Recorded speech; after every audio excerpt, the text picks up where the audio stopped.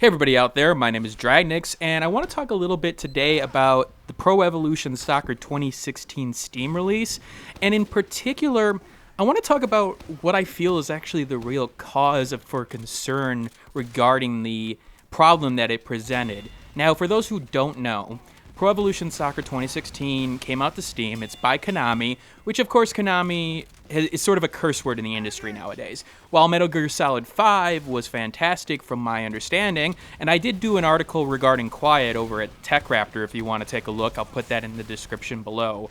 But what's concerning here is that Konami used the Steam system to sort of their advantage.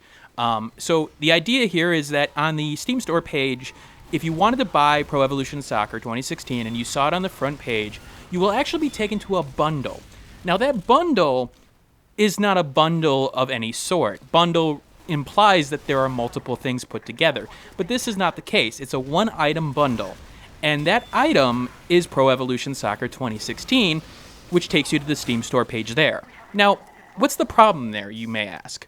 Well, the problem there is that on the bundle page, it doesn't show you the user reviews or anything related to the information regarding the game in question. Like other bundles, it thinks it's a part of a package, and so trying to describe every single one of those items on the package doesn't make a lot of sense.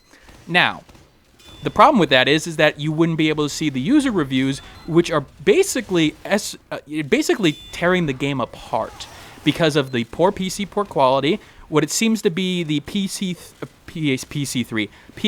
Xbox 360 version that was ported over to Steam as opposed to the PS4, Xbox One version, as well as general crashes and general problems that we've seen from PC ports of low quality such as Arkham Knight. Now, obviously they did this for a reason, and the reason most likely is the user reviews portion. But what's been missing in all of this, and what has been concerning for me in particular, is that I actually, and I know this is going to sound strange, I don't hold Konami 100% responsible here. In fact, I think they're secondly responsible. Sure, they're the ones who did it, and they should be held responsible for it. But one thing that's sort of being given a pass is the fact that the system allowed this. And I want to talk a little bit about Valve, because I think Valve has really fallen off the rails over the last several years. If you were to talk to me 4 or 5 years ago, I would have told you that Valve was probably one of the best companies out there in terms of the games that they created, the platform they were creating, in terms of Steam, so on and so forth. I would have told you that, things looked up, and I would expect them to be at the top of the industry. And with that said, lead the industry into the new day. Now, they are on top of the PC industry. They are the leading carrier of PC games. They have a huge market share.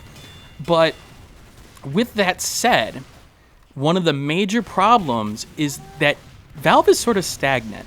And by stagnant, I mean, not only have they not really come out with anything new, sure, they're working on the Steam controller and they do Dota updates and TF2 updates, but they've really not taken care of the major problems on their platform.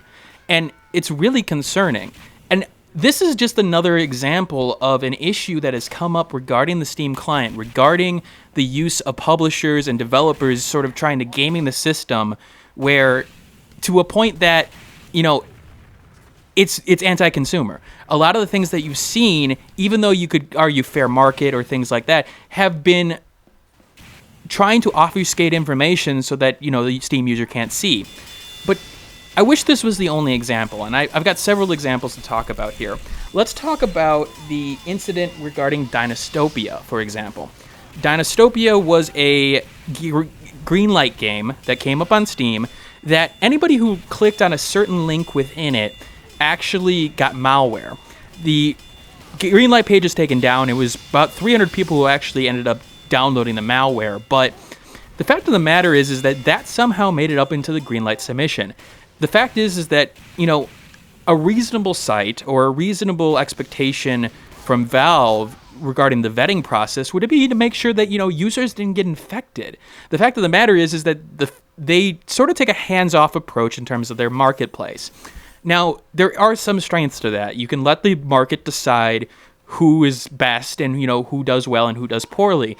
But on the flip side, it's very much like the Wild West where anything goes.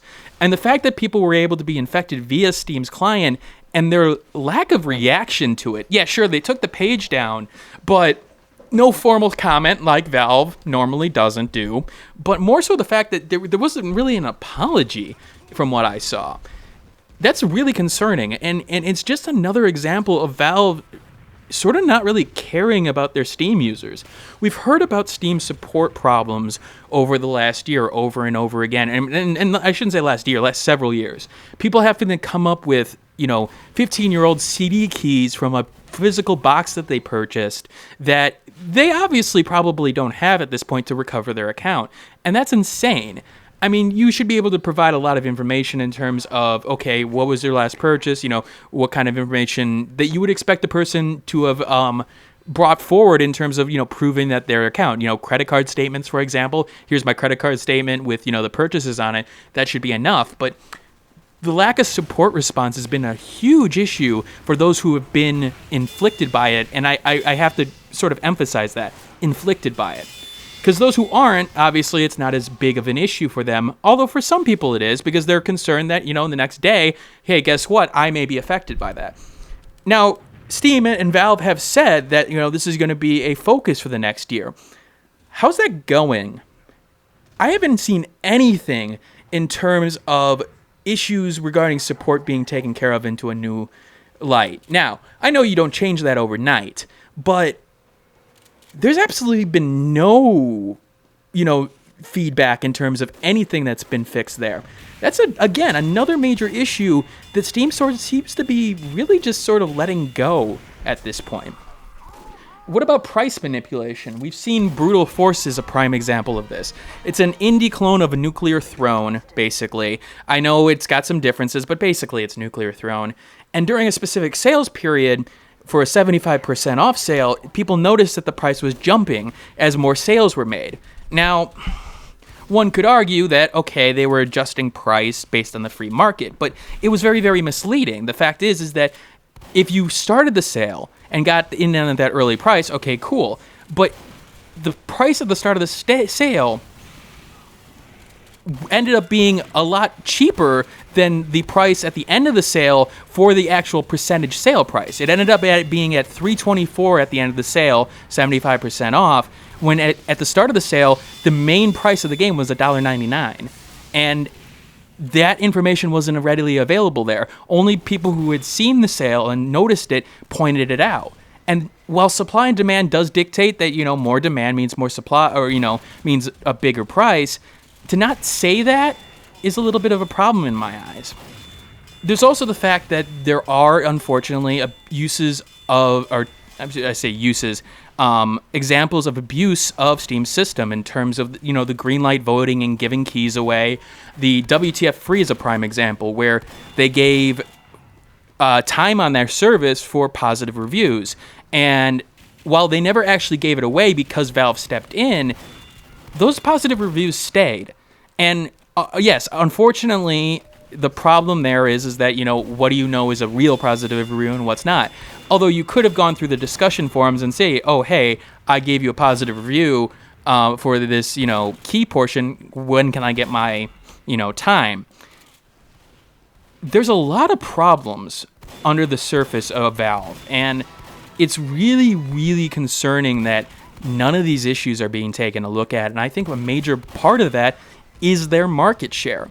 The fact of the matter is that the market share for Valve, they've got the majority. And not just like a 51% majority. They got it on lockdown. If you want a game on Steam on the PC, you're probably going to get it through Steam.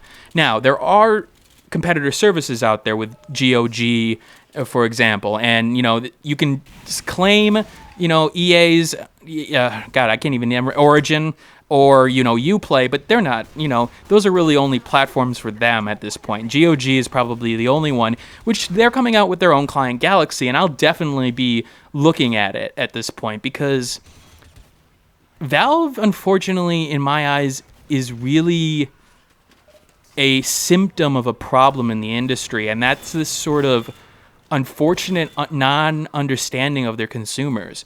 The fact of the matter is that, you know, Steam has some great strengths to it. It's got some problems, but it's got some great strengths. But consumers drive the industry. Consumers drive the market. And regardless of what you think about whether consumers are entitled or not, it doesn't matter. Consumers do drive it. And sooner or later, I can see this coming to a head. Because, I mean, I already see daily comments about, you know, I can't get my support account, I can't get back on this, somebody banned me, but I wasn't even actually at my computer, so on and so forth. And it just sort of is falling on deaf ears. And that's not a good sign. That's not a very good sign at all, especially when you're supposed to be the market leader, because that almost sets an example for the rest of the market to do. Now, could GOG really push against them in terms of, you know, being competition? I do think they can at this point. The reason I say that is that they've smartly integrated their surface so that they can actually play with Steam users with their multiplayer portions, which I do have to admit, that's very, very smart. I do have to give it to Valve that they allowed that for that to happen. I don't know, guys. I want to hear people's comments on this, because I really do think Valve has sort of fallen, you know, on not rough times per se, but really just, you know, they're really apathetic about everything in the industry right now. And I know people will say, well, they're busy with other things. You know, I understand that they have Dota. I understand that they have TF2. I understand that they have their new VR headset and things like that. But, you know, there's a reason why good companies who come through time and time and again are where they are and why they stay that way. I'm going to cite Nintendo as the fine example of this. While Nintendo has made some decisions that, of course, I'm not happy with, the YouTube policies for one, Nintendo always seems to really understand what their customer base wants. Yeah, they're going to have their problems with, you know, okay, the amiibo shortage and things like that. But when it comes to the product that they're living and what, you know, they're looking for, you probably know what you're getting out of Nintendo. And Nintendo customer support seems to do their job. When a bug comes up, they're responsive to that issue, at least in my experience. Now, that could be different from everybody, but generally it's got a good perception. Now, what really concerns me in the long haul is that I wonder if it's going to hurt PC gaming as a whole. I know that sounds like a ludicrous statement, but hear me out. You know, there are a lot of good console gamers out there, and they would love to probably move to PC. The fact of the matter is, PC is the platform where you can get the most out of things. Now, the thing is that I can see why people would be gun-shy in some of these cases for some of the horror stories that Steam has had. The fact of the matter is that when things go wrong on Steam, it's not very easily dealable with, in terms of it's not always necessarily easy to fix the problem. If you have a problem with a console, you have, like, or a game that you bought, you can, in terms of like technical portions, you can go back to the, you know, store and actually talk to somebody, or you can talk to somebody on the phone. Valve doesn't have that. Valve, I mean, in terms of their support system, they have nothing like that, and it loses a human element to it. And you can sit there 3 weeks, 4 weeks, 5 weeks trying to get an answer. And Valve, unfortunately, doesn't answer questions unless if, like, they're, like, absolutely pushed to, like the mod situation. I do wonder how long Valve will be the leader of the industry, because I do think they have major problems, and if they continue like this, they're not going to be up there. People are going to point to things like the Steam refund system, like how, oh yeah, they care about their customers. You have to remember, with the Steam refund system, that hand was forced. The European regulations regarding refunds forced them to implement that. There was not a choice, or there was an ability for them to be fined at that point. So you can't really claim that. I don't know. I would love to hear what people think about Valve at this point, because I have a very negative look at the company as a whole right now. And I would like to get a discussion going on what other people think about it, because I honestly think there is a major issue with Valve right now, and that they really don't give a damn. And I would love to hear what people think. All right, this is Dragnix signing out. I know this is a sort of random video. Didn't have a lot prepared for today, but I did want to talk about this because this has been sort of ringing in my head for the last day or two. So, all right, I'll see y'all later. Hey everybody, thanks for watching. If you like this content and want to see more of it, you may want to hit that subscribe button on the left hand side.